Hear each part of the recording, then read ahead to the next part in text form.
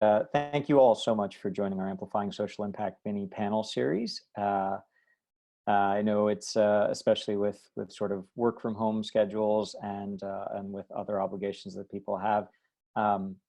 This can be either a really wonderful time to grab a few minutes, or a really great time, or a really tough time to grab a few minutes. So whatever the case was, we really appreciate your finding and making the time. And I hope this finds you and your loved ones safe and healthy wherever in the world you are. I also want to encourage anyone who's feeling particularly strained or disconnected in these difficult times to please reach out to someone you love and trust to talk to them, connect, and express what you're feeling. If you don't know who to turn to, there are a number of resources out there, but I will also offer to connect with anyone who isn't sure where to turn. I do have a couple of coworkers here in my home office daycare center. You might see some evidence of that over my shoulders. They may make a guest appearance at some point. If you have coworkers of your own who make guest appearances, there's no need to feel self-conscious about it. It's where we are right now, so be sure to make them feel welcome, and we will too. We're really excited for this week's conversation and hope to do more of these in the near future. As a brief overview of the Resolution Project, Resolution funds, mentors, and supports young people around the world starting social enterprises in their home communities. We have 518 Resolution Fellows in 80 countries and across the United States who started over 300 social enterprises and benefited nearly 3 million people with their work. This series is about how our fellows are facing this rapidly changing world and shares their view from what they're seeing on the ground. As Ellen noted, the AMP in Amplifying Social Impact stands for Adapt, Mobilize, Pivot. And that's what we've seen our fellows do. They work in frontline roles across many issue areas and serve marginalized and vulnerable people in their home communities. Recently, the COVID-19 pandemic has forced them to consider how they can continue serving these populations without gathering. And as the name of this panel series denoted, they're adapting, mobilizing, and pivoting their activities to strengthen these communities through this crisis. This is not the first time we've seen this from fellows. We've seen more localized responses in natural disaster situations, quite a few responses around the hurricanes that struck North America and the Caribbean a couple years ago. I see Andrew's on the call, and he's played a role in both that and COVID response, and also the earthquake that struck Nepal devastatingly so. And I see Yang's on the call as well, and he's put together a number of relief efforts around that, along with longer term projects to help revitalize those communities.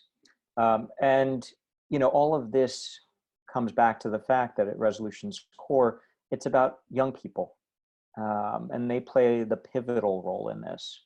They're uniquely positioned to ask critical questions of broken systems, to bring a greater tolerance for risk to the table, and to design creative solutions that can transform our world. We found that an early investment in them can completely transform communities and the capacity that these individuals have for their lifetimes of leadership. So Resolution's work at its core is building resilience in communities around the world by fostering these young leaders and harnessing their creativity and brilliance through social entrepreneurship, and a supportive ecosystem of mentors, experts, peers, and communities. Of course, if you'd like to learn more, either to volunteer, support, or apply for a fellowship yourself, please feel free to reach out to us. So without further ado, I'm really excited for today's conversation. Just before we start, I want to thank Jared Proudfoot for working so hard on this, to Ellen for figuring out how to make it happen and taking point on so many aspects of it, and helping push us into the digital world, and to Nora Campbell for leading the charge on making these types of events possible. So I'll now pass the virtual mic to our moderator, Taylor Thompson, who is also a Resolution guide. Taylor.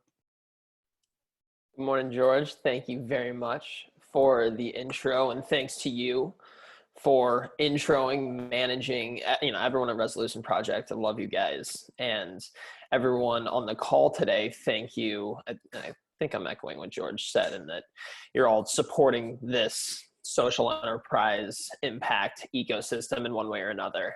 And I hope to do the same one day. I'll leave that conversation for another conversation. And without further ado, I'd like to allow our panelists to introduce themselves, Vivian and Celia. Celia, alphabetically, why don't we start with you? And I'd like for you each to, review your initial social enterprise venture, as well as speak to how COVID hit your geography that you serve, as well as, what inspired you and how you pivoted. So you can kind of take us through that whole train of thought. Let's hear, Celia, you give us the details first, and then Vivian next up. All right. Hi, everyone. I hope you can hear me. Thanks, Taylor, and thanks, George, and everyone else for being here. It's really cool to see so many other fellows on the call as well. So my name is Celia. I'm calling in from Nairobi, Kenya. My original adventure is also based in Kenya, but in Nakuru, so about 4 hours north of the capital. And I founded a community-based organization there in 2014. So my original venture focused really on two aspects, which is number one, educational sponsorships. So we support vulnerable households by giving scholarships to their children so they can attend boarding school, but also supporting them in setting up businesses or other income generating opportunities. Number two, we focus on community development, so facilitating local initiatives. And the main thing we've been doing has been focused on water and access to water tanks. So how do we ensure that people have enough water to use for domestic use, which now with COVID, also for hand washing, but also how do we ensure that, we don't just introduce outside technologies into communities, but rather work with members in getting local technologies and getting local experts on the ground and setting up these ventures. And so for us, COVID really has hit more the first aspect of our venture, which is the educational sponsorships, because Kenya has seen about 200 cases now, and actually responses have been very quick. So I think for those of you who are on the call with Leonard, which I think was last week, but I sadly missed, Kenya actually reacted quickly in that I think the first case was confirmed on a Friday, and by Monday, all the kids were sent home from school. And so that for us as a venture is, changing everything, because our main goal was getting kids into school, helping them attend school, and then linking them to employment opportunities after. So really thinking about the long term, and now being hit by something that's so immediate and that really, it's impacting communities around the world. But for us here, what we see mostly is the economic impact, because we're on lockdown, we can't go to work. And of course, a lot of people that we support, that we work with, work in jobs that are no longer functioning. And so for us, pivoting into, more, how do we ensure people can eat, rather than how do we ensure people go to school, has been almost kind of a mission drift in what we do. And so I guess, that's been our main focus. I'm happy to go into it more, but I also want to give Vivian a chance. And I'm sure, I don't know if I tackled all of your questions, Taylor, but we can get back to those. Thank you. That was perfect. Hi, everyone. Nice to meet you all. A pleasure to be on the call and on the panel. My name is Vivian. I am from Vancouver, British Columbia, which is in kind of the west side of Canada. My original kind of project and why I became a Resolution Fellow is called Hope for Success, and it's a mentorship program that is aimed longitudinally, kind of supporting youth as they transfer and transition between high school to university. And our main kind of focus is working with young people from particularly the inner city in Vancouver. And so with the kind of presence of COVID, Canada has kind of 25,000 cases, which is quite a bit. And in British Columbia, which is the province that I live, we have around 1,700 approximately. And my background is as a medical student. And so prior to COVID, I was front lines, like in emergency, actually working with Emerge staff and everyone. And there had already been like 1 or 2 kind of COVID cases before we were all pulled out from school. And so mid-March was when kind of the call came, and we all the medical students and all students kind of in British Columbia were pulled out of school. And kind of similar to what Celia already mentioned, like my project has to do with a lot about education, and the mentorship model kind of exists on the foundation of our students going to school and our mentors kind of being able to help them through that process. And so with everything being on hold, kind of our approach was twofold and two-pronged. Firstly, it was kind of shifting and kind of making sure that our students and our mentorship pairs are still well supported through a lot of kind of online initiatives. We kind of moved all of our workshops and webinars online, made sure that they had a point of contact.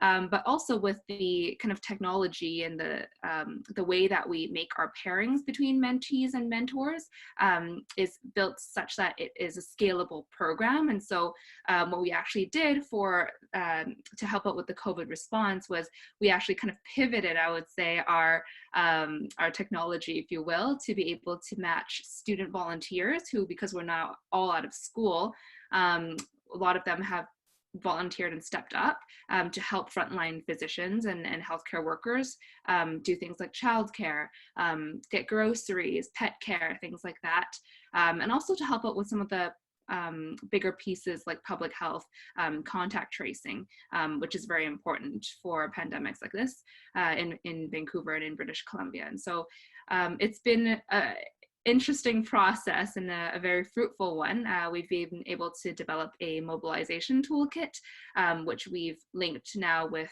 medical students and healthcare students, so nursing, dentistry, pharmacy, from across Canada, and also some contacts in the States and in Australia as well now. So it's been very exciting, and I don't know if I covered everything as well, but I'm sure we'll get to the nitty-gritty with all the additional questions. So thanks for having me. No, you're welcome. Well, it's Ellen in the Resolution Project that's hosting, so I gotta share some gratitude with them. But I would love to hear more about, from both of you, what your inspiration was, and I'm sure that this was or is tied to something throughout your life that has charged you into this space of, public service that's economically scalable. So it maybe if there's a through line that connects, what got you into social enterprise and then what enabled you to transition, or just what was the spark that, when COVID was hitting, said to you, all right, we got to make something happen. And do either of you have a pressing response? Sure, I guess I can go first. Really, I think my underlying theme that connects kind of all the work that I do in a lot of different sectors is always kind of, how can I be the voice and be a platform for during times and during crises when other people are not able to, in whatever fashion or form. So I work, consequently with a lot of demographics that are kind of considered vulnerable in our population, whether that be kind of youth in the inner city, as my original kind of venture is, but also now like our frontline healthcare workers, who are very much vulnerable and very much kind of overworked, taking up extra shifts and not really able to care for their families, because a lot of them have now had to move out of their original homes to another location, for example, like another shelter, so that they're distanced from their families for transmission purposes. So yeah, I would say that is the underlying theme, and then that's kind of why I do a lot of the social impact projects that I'm involved in. Cool.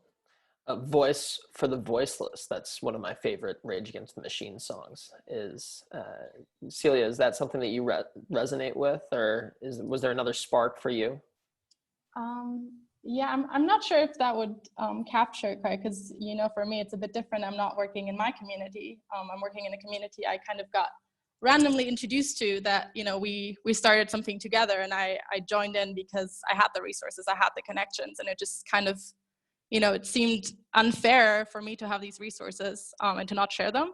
But honestly, getting involved in our project wasn't really something that we planned as a project. It just was us reacting to a problem and then realizing later on, okay, maybe we should set this up as a as a proper venture, which I think a lot of resolution fellows can relate to, right? Is you see a need and you respond to it kind of almost improvising, and then later you realize, oh, okay, actually, look what I've gotten myself into, and then hopefully you stick to it. But in terms of the COVID response, I think for me, what definitely impacted that. So I do my venture as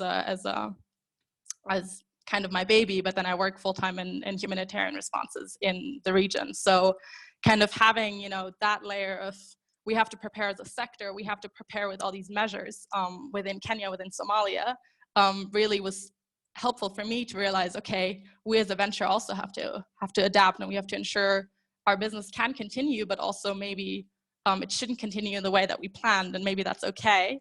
And so really reacting before things got bad here. And I think we're still very much on the beginning of the curve, sadly, and hopefully you'll be able to flatten it. But yeah, having that network really, and I think having that network of resolution fellows as well, where you see other people reacting in different places, that makes you rethink your own approach and try to respond to the situation accordingly.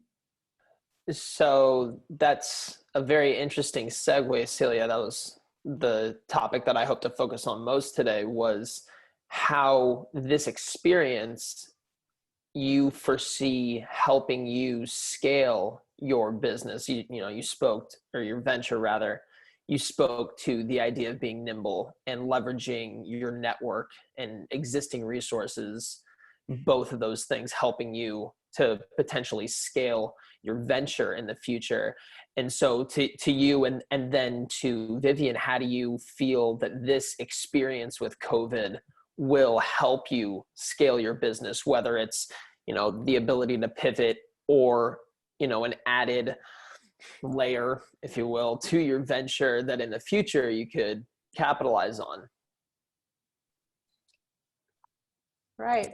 Yeah, it's an interesting question, given all the uncertainty that comes with COVID. That's my job, Celia. Come on now. But I think for us, at least as an organization, we've always stayed very small. For us, scaling was really making sure that anything we start has the intended impact, and then scaling the approach rather than, reaching, let's say, 1 million people with something that we can only manage to sustain for a year.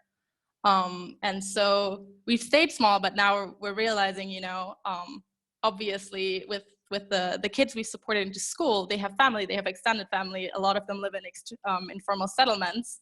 And so now if we were looking at it in that way, we would target our family as the one we sponsor. But then really, if we're trying to prevent an outbreak, if we're trying to respond to this, you have to think beyond that. And you have to really, scale in the way that maybe you provide less, but you provide it to more people, because the intended impact focuses on really, the larger community. And I think for us, scaling in that way right now is a tricky question, because we focus on the economic impact of COVID more than we do focus on the health impact, because that's not our background. I think this is why this is very interesting to talk to Vivian about as well, because we kind of approach it differently.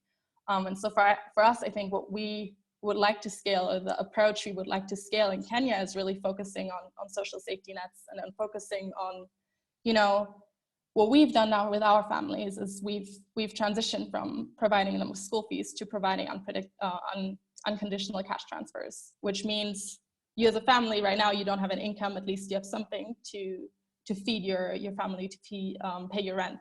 And so that is something that I've seen other countries, like my own country, Germany, other countries do as a government now, is providing those social safety nets, social security to people that are impacted by COVID, and we don't have that in Kenya. And I think if we as an organization already realize this, and so many others are, can we use this opportunity to really push to scale that approach by pushing the government, holding the government accountable, that's something we need to introduce, because this won't be the last time we have this kind of situation. And really, yes, we are reacting to the public health issue here, but we're not reacting to the economic issue at hand. Very interesting. And, I think we got to take a moment to shout out Andrew Yang. He was actually accidentally voted for him before he dropped out of the presidential race in America.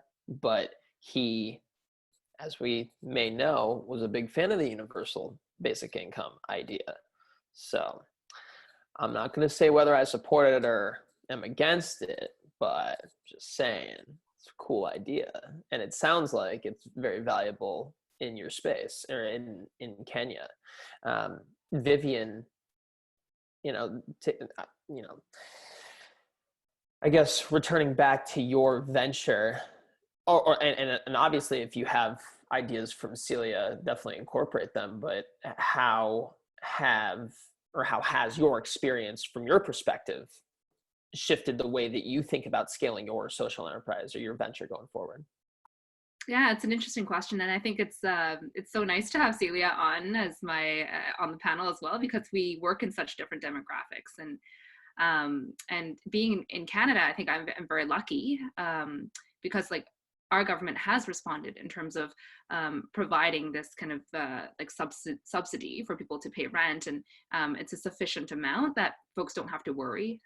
We also have like free healthcare in Canada, so we're very lucky to not have that as a barrier to healthcare access for folks who, for example, have COVID or other comorbid conditions that might, predispose them to having to go to the hospital more often than regular folks. But in terms of answering the question of how kind of our response during these times will help me kind of mobilize my group in the future, I think it's definitely been very much a challenge and very much a test of capacity and how do we build capacity in a very short amount of time.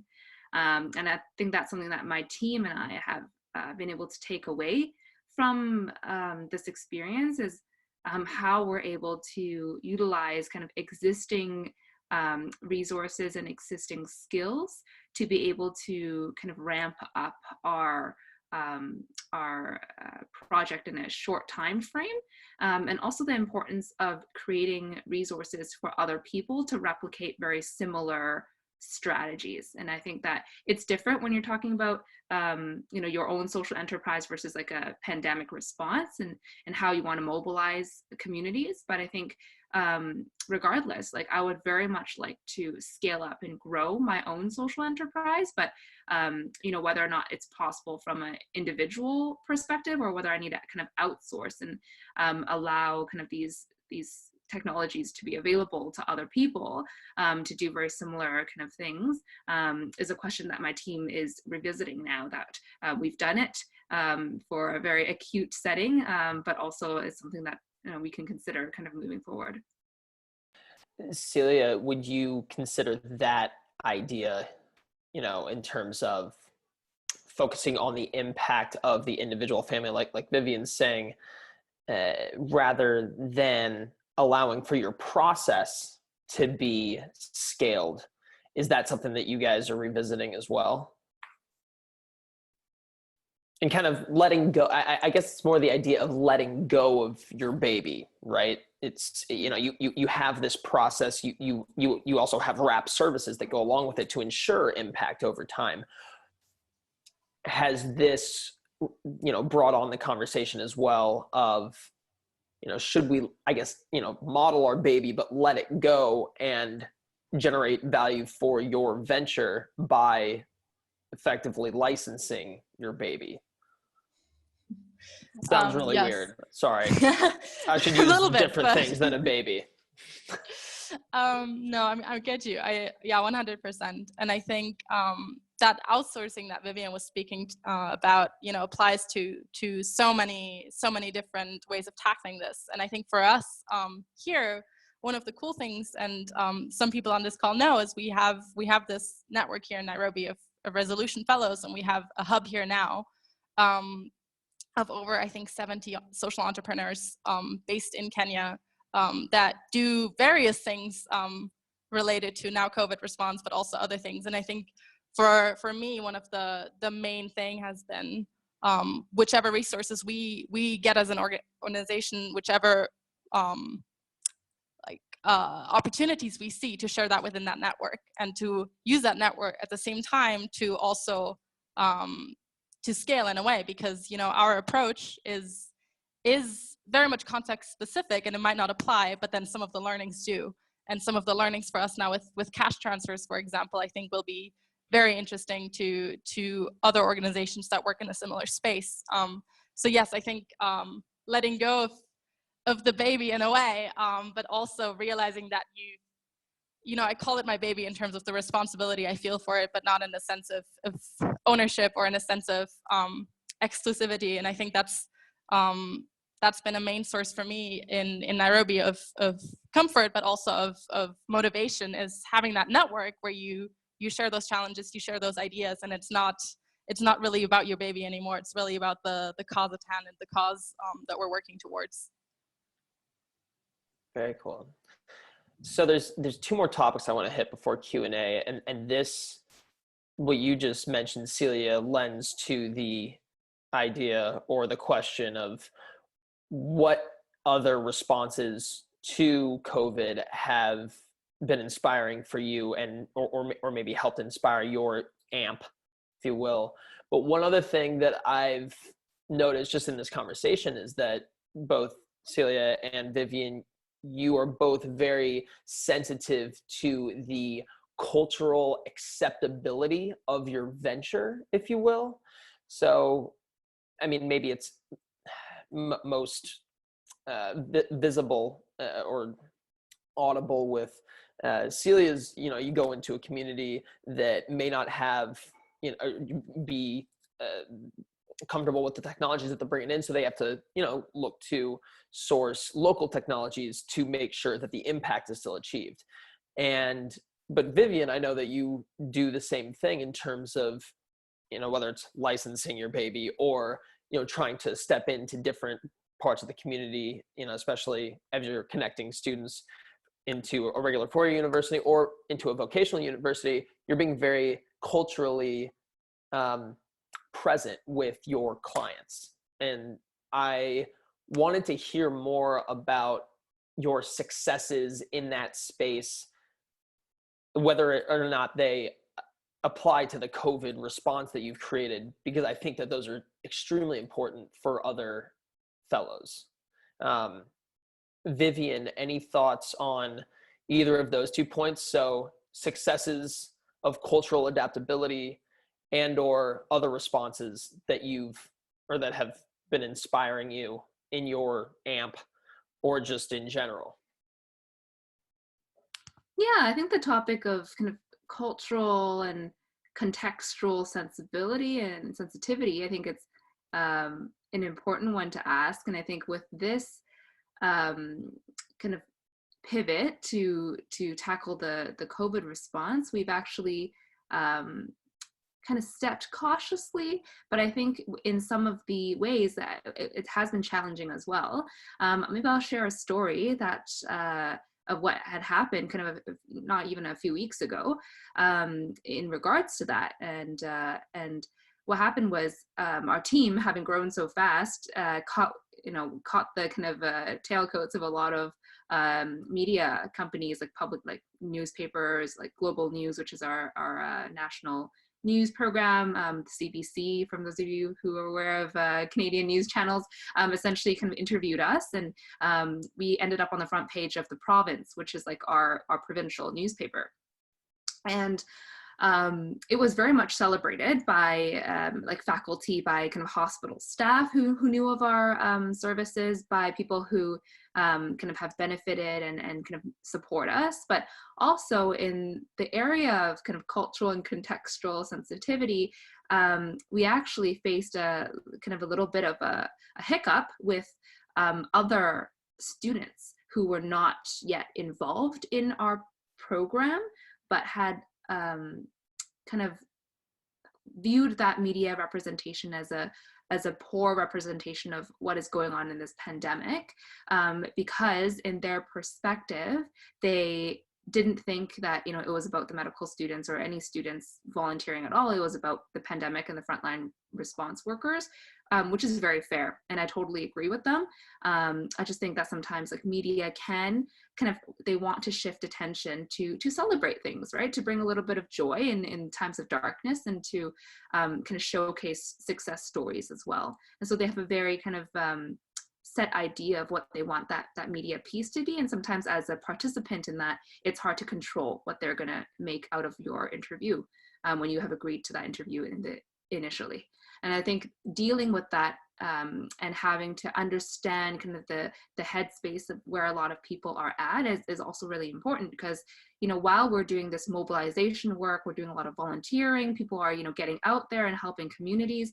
There's also a very significant subset of our population who are very much grieving over this pandemic. And I think it's important to be vigilant about that, about the fact that there is a group of individuals who are very much affected by things like mental health, are feeling very isolated, and as a consequence of that, feeling unmotivated to work, feeling unmotivated to be engaged and to be part of the response, because they're unable to, whether physically, whether emotionally, unable to engage. And I think that's something that I am paying much more attention to now because of what had happened, and stepping cautiously around how we engage with media and engage with, you know, publicity, and how that can either hurt or help our cause. So thought I'd share that piece of challenge for you guys. It's really cool. I mean, Kim Kardashian would say that any publicity is good publicity. So you just got to learn how to spin it. I got to imagine she seems pretty successful. I'm just a massive Kanye West fan, so I'm a little bit biased. But Celia, any thoughts on those two ideas? The cultural sensitivity required for scaling, and or how? Oh my gosh, I've even forgotten the other one. Other people inspiring us, I think. That's yes. it. But you. Also, before I get to those, I definitely just want to amplify and you know, agree with what Vivian said. And I think that's something really important to remember, because a lot of people are so you know, prone to action really, as social entrepreneurs, but also as individuals. And I think something like this can be so paralyzing and so overwhelming that, you know, sometimes action is actually not the right thing, and that's okay. I think especially with media, a bit more compassion towards, you know, how this is impacting everyone is definitely needed, and it's definitely something that I try to consider when sharing, but or also when reaching out about, you know, us needing support for our program. We all are at capacity globally, and I think that's uniting us in a way, but it's also very tricky to manage. As for the other two questions, I guess the cultural sensitivity one, well, with successes, right, I don't think I'm the right person to ask. I think you'd have to ask my community or the people I work with.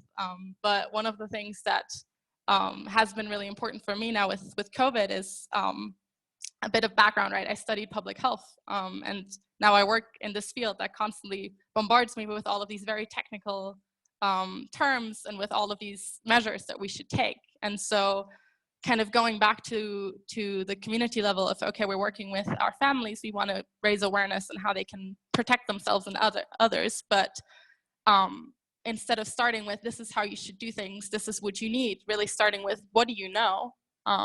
What have you heard? Because yeah, a lot of people are relying on social media, and there's a lot out there that are myths, that's a lot out there that's spreading fear. And so going really back to the basics of working with, starting from what do you know, what do you want to know, what are you worried about, and addressing those rather than, you know, really following, I don't know, certain steps outlined by the WHO or something. And that was something for me that was really eye-opening, because we work with one family, right, in an informal settlement here. So that's been the only person I've been able to interact with, because we're not allowed to leave Nairobi. My team is handling everything on the ground in Nakuru, but for her, you know, she's had a newborn baby a month ago. And for her reality is okay, I want to make sure I can feed my baby. I also want to make sure my baby is healthy, but now I'm afraid to go to the hospital because I don't know what's happening, and all I've heard on the radio is that we're not allowed to go anywhere. And so in that regard, it's not cultural sensitivity, but context-specific sensitivity of understanding, okay, you know, here I am trying to think about how can we distribute hand sanitizer or masks, etc.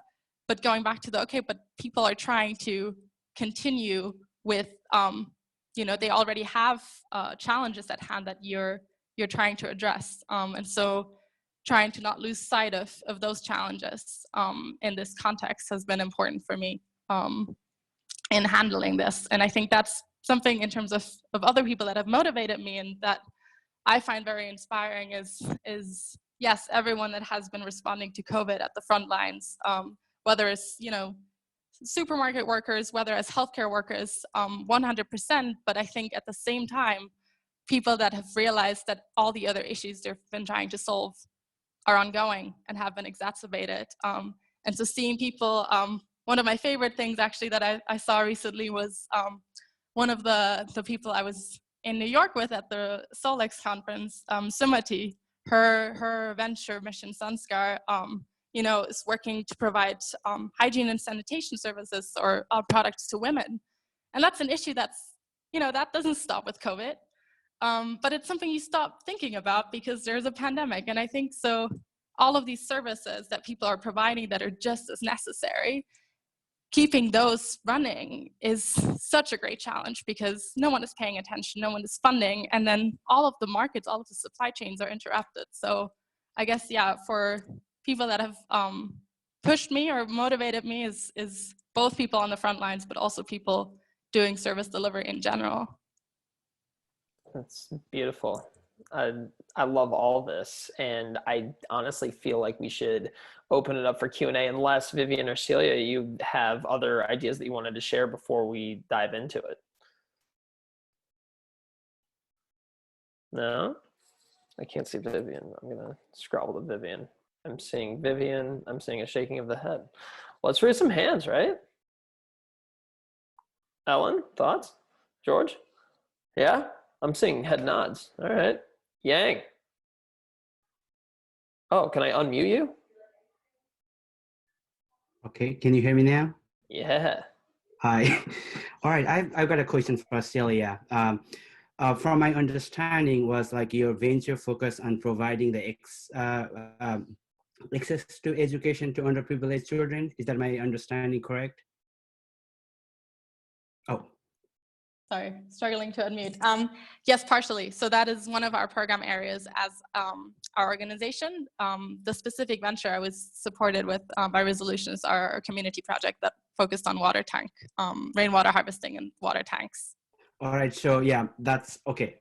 I'm glad I got that right. So my question is, because you guys are working, you know, to provide the access to quality education to underprivileged children, but because there is COVID-19, this pandemic, so you guys started working on, you know, providing the sanitizers. I mean, you diverted your resources to, you know, to us, you know, providing this, addressing the current issues.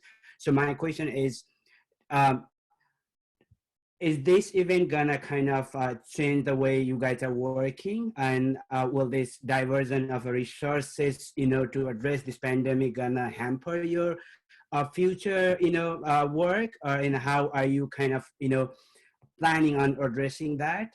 And also, when you guys decided that you need to, you know, because it's your work is to provide, you know, the access education, but like what did you decide? How did you decide, and how did you guys as a team came into the, you know, agreement that okay, we need to, you know, address this, do something to address the pandemic issue, and you know, how did you guys came into the, you know, agreement?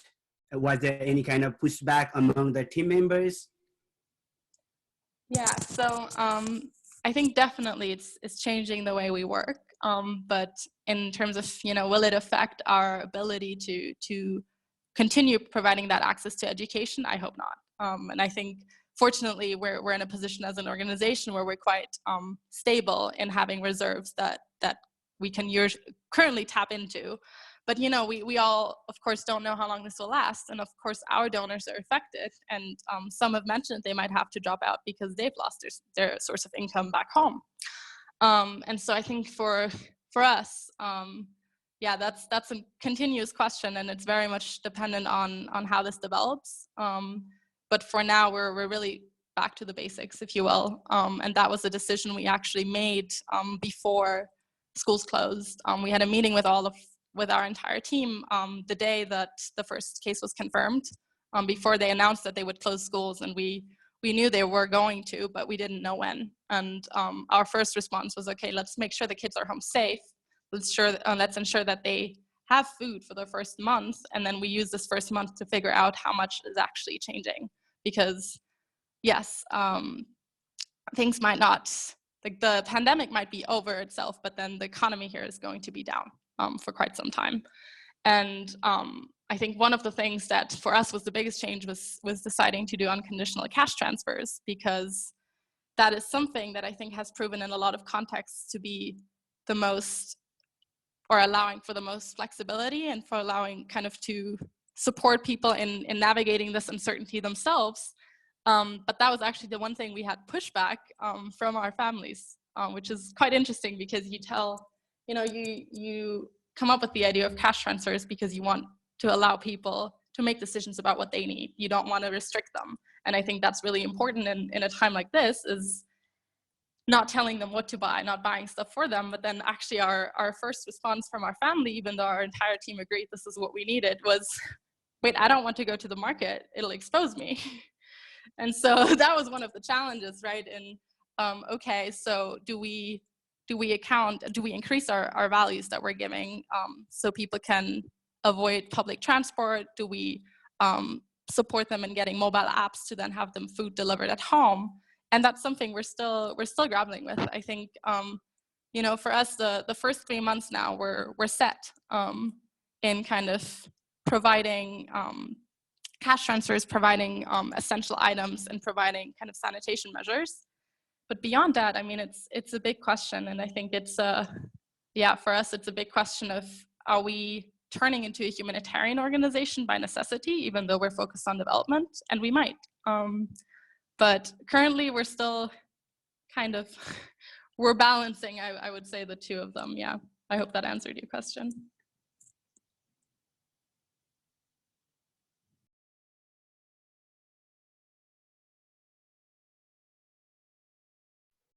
All right, I'm not seeing any hands. So while people think of questions, Vivian, I personally would like to hear about how your team kind of came together and made the change as well.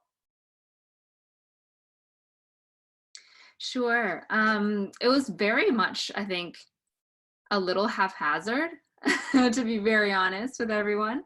But essentially, we kind of, on the weekend of the week where we were kind of everyone was pulled out of school, took a look at, first of all, what were people interested in, kind of what was on the forefront, so what people were thinking, what's the word on the street like.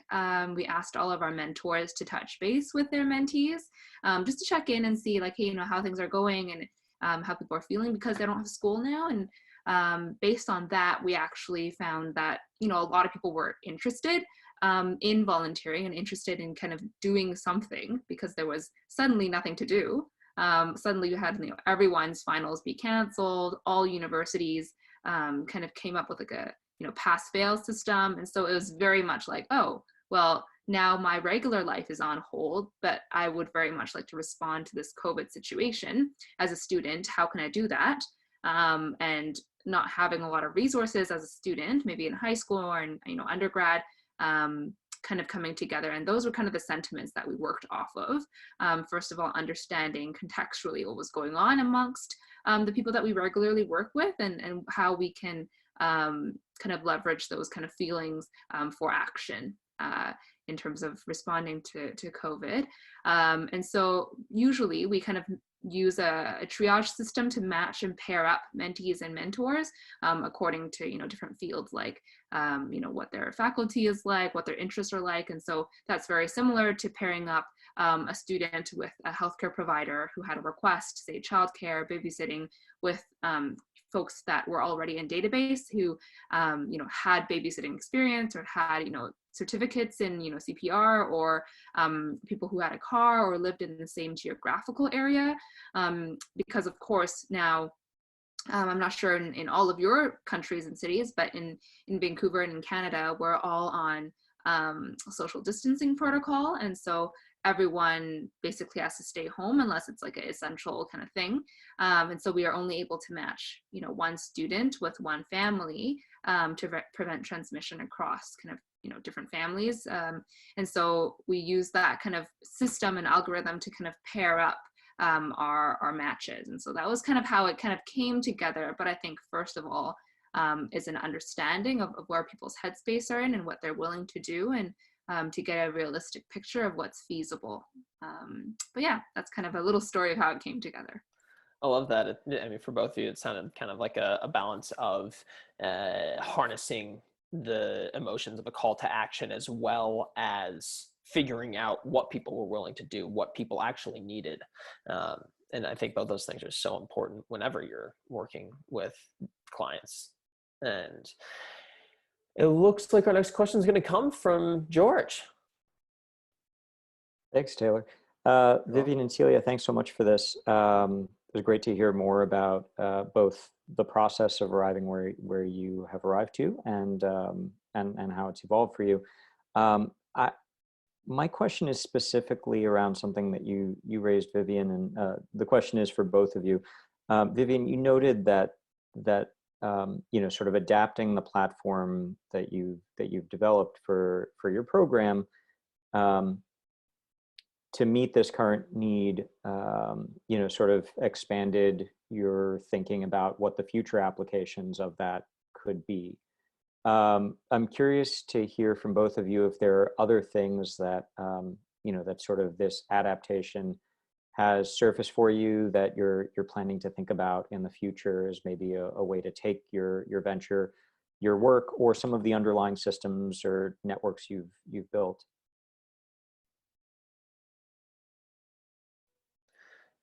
So again, to confirm, it's, how are you leveraging your existing systems that you've built for this COVID response to apply those back to the venture when things, quote unquote, normalize? Is that? Yeah, I mean, sort of. Specifically, if this has surfaced new ways of doing things or new ways of using things that, you weren't sort of forced to do in the past, but that you're thinking about taking forward into the future. So new ideas for the venture that this whole situation has created. Celia? Yes. Well, I think the first one is definitely this idea of remote work. And I think this whole, the connection that has come out of this, and realizing, how efficient we can operate as a team now spread across the country, is something that I think we will take forward in whichever way this is going, just because, it turns out I don't need to sit on a public transport for 3 hours each way to go talk to my team and actually be productive. So that is one.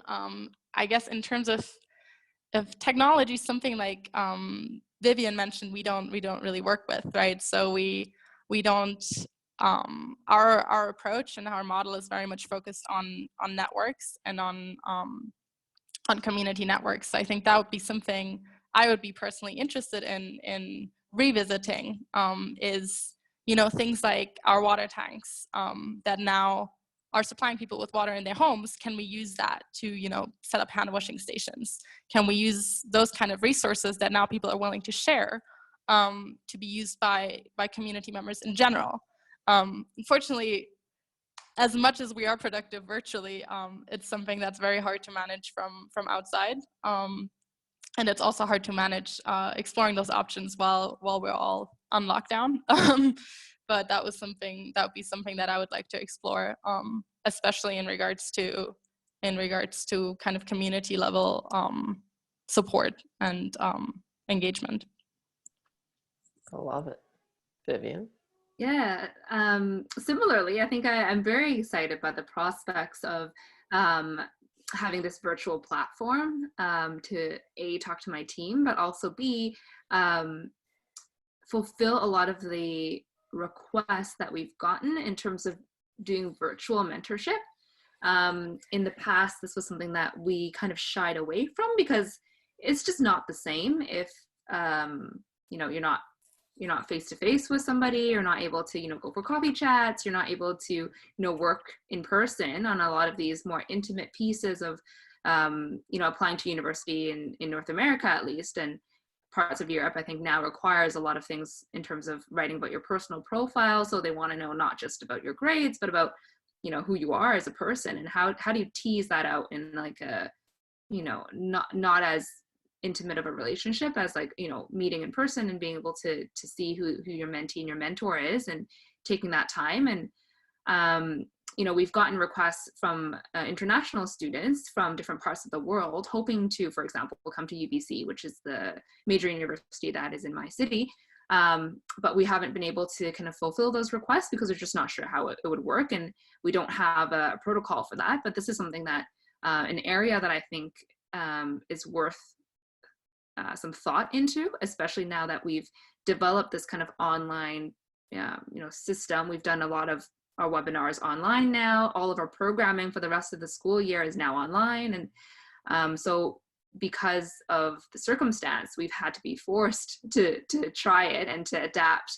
And I think this is a very it's kind of like a stress test in a way, and has shown and has demonstrated continued interest from both our mentees and our mentors, and definitely something that we are thinking about scaling up in the future when things kind of return back to normal. Is how do we take lessons learned from our response to this pandemic to be able to help international students who are also interested in this long-term mentorship program, and how do we kind of distribute resources accordingly so that we keep our in-person on the ground program of having our mentorship Hope for Success mentorship program, but also kind of expand in this virtual capacity, because we do service a lot of students per year, and there is a cap, right? There's like only so many students locally that we can serve, but internationally it's a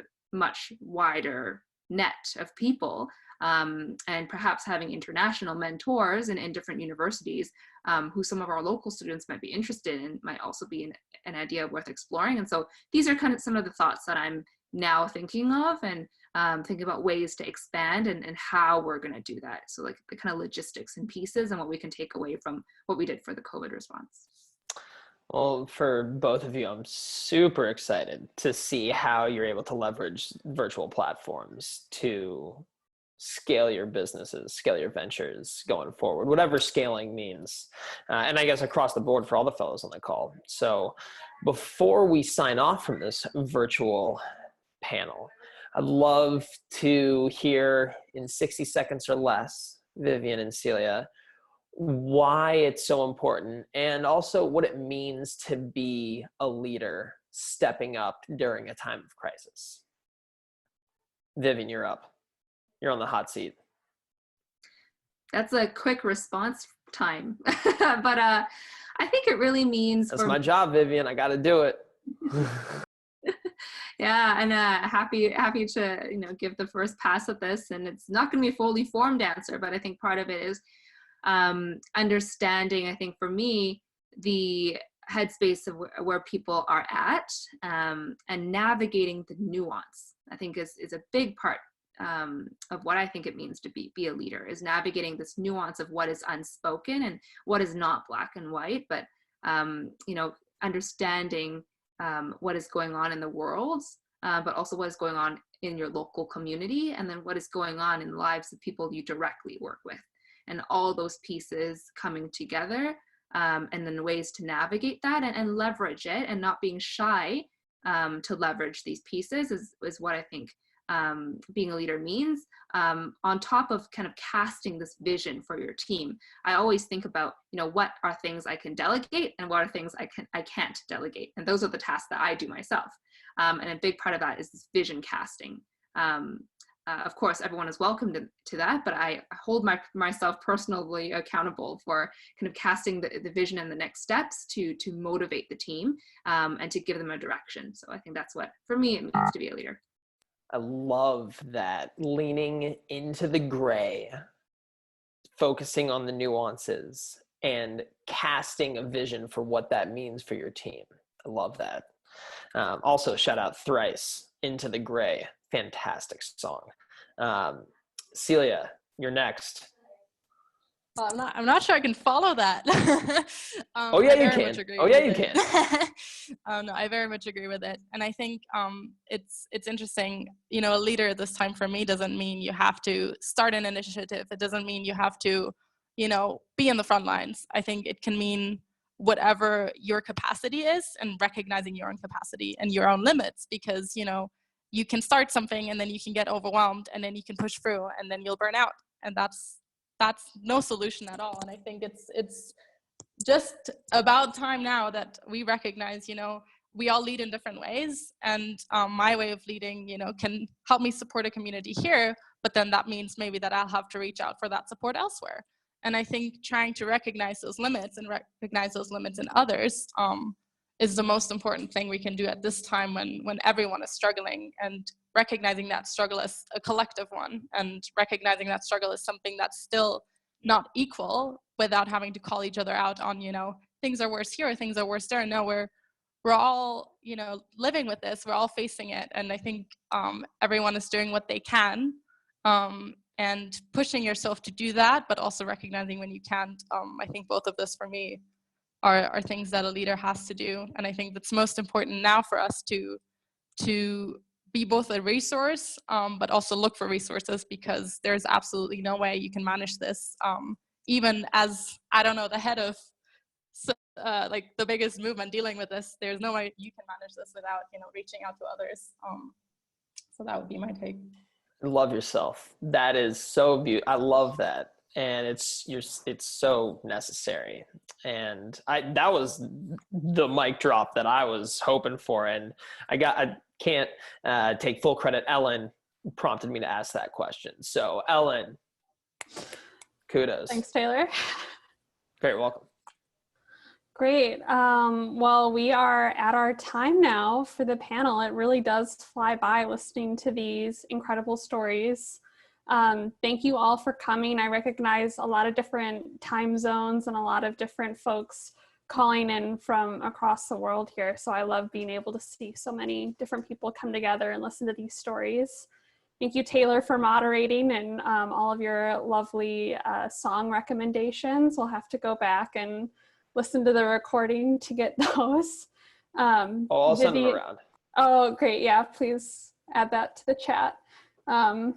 Vivian and Celia, thank you both so much. Hearing from you both has been incredibly inspiring, and I love, hearing what you're doing in different parts of the world to help, adapt, mobilize, and pivot in regards to this crisis. We'll be continuing to share more fellow stories of amplification through all of Resolution's different channels, and stay tuned for some more virtual events coming everybody's way. So thank you all, and I hope you have an excellent rest of your day.